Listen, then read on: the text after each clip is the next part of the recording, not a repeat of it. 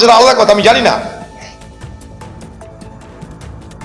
কিন্তু আমি বলবো পশ্চিমবঙ্গের মুখ্যমন্ত্রী উদ্যোগ নিয়ে হিন্দু, মুসলমান, শিখ, খ্রিস্টান সকলকে, সমস্ত পার্টিকে ডেকে তিনি যদি প্রচেষ্টা শুরু করেন স্থায়ী শান্তির, স্থায়ী সম্প্রীতির, কিছুটা হলে এগোতে পারে।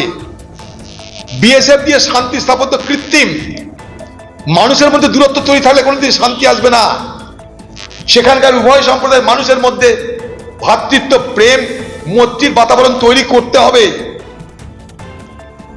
সেটা বিএসএফ পারে না।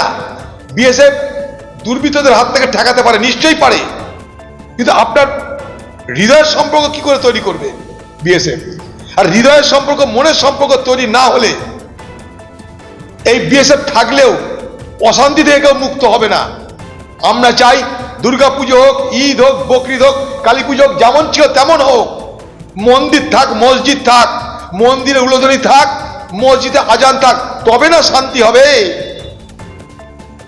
পৃথিবীতে কোন দেশে বুলেট শান্তি দিতে পেরেছে?